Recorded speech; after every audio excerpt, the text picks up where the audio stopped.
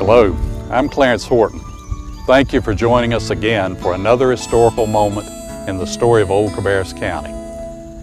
The first settlers who came to this region found it to be a beautiful country of rolling hills, cut by swift streams which flowed into the area's one river, a river aptly named Rocky because of the large rocks in it.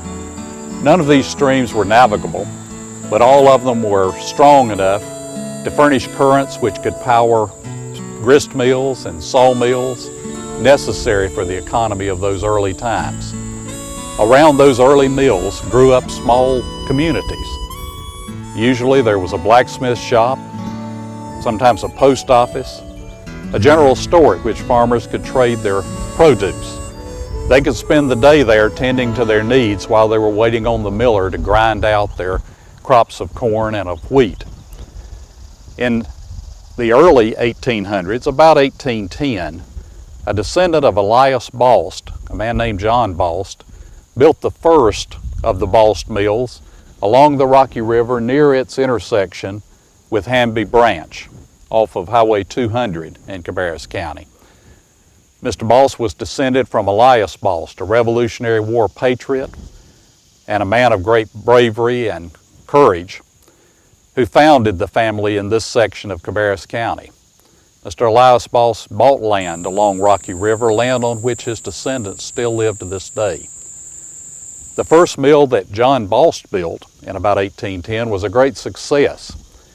By 1850, according to the census, it was producing some 1,600 barrels of flour and about 2,500 bushels of cornmeal. But the great success of the mill began in the 1870s when Martin L. Bost, John's son, built the second and present mill building you see behind me here. That mill was a great success. Soon there was a small village in the area. A blacksmith shop was built there, a post office, a general store run by the Bost family. Later a cotton gin was built and operated with steam power until 1938. During the closing decades of the 19th and the early years of the 20th century, the old Bost mill site was a favorite destination for Concord's young people, at least for those who were brave enough to endure the 4.5-hour wagon ride from Concord, which began at daybreak and which ended on the beautiful meadows and beaches of Rocky River, where the youngsters spent a day engaged in great fishing from the mill dam, rowboat rides, and playing baseball on the meadow.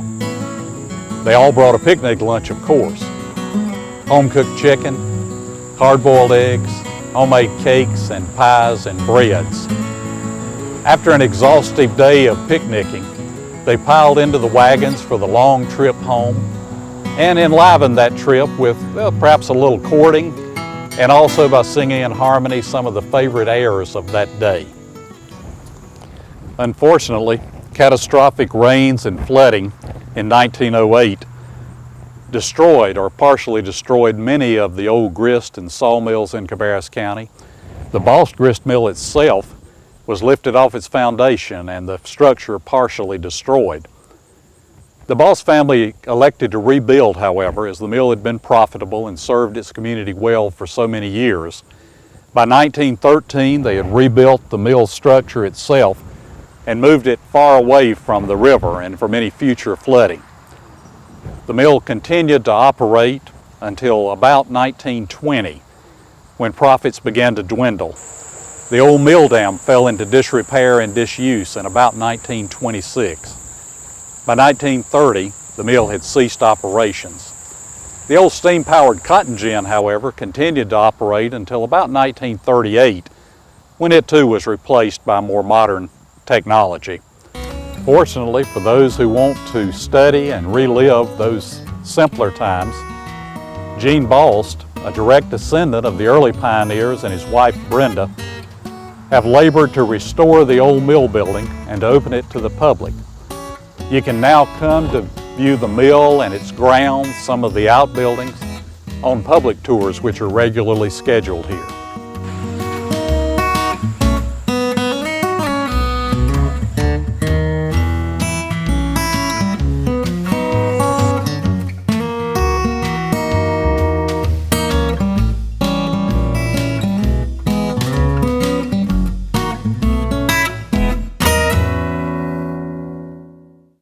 Highway 200, which runs today by the old Bost mill site south to Georgetown and to the Reed Gold Mine, carries traffic today at speeds which would have been unbelievable to the horse and wagon days of the early 1900s when youngsters came from Concord at 2 miles per hour to view the sights of the mill.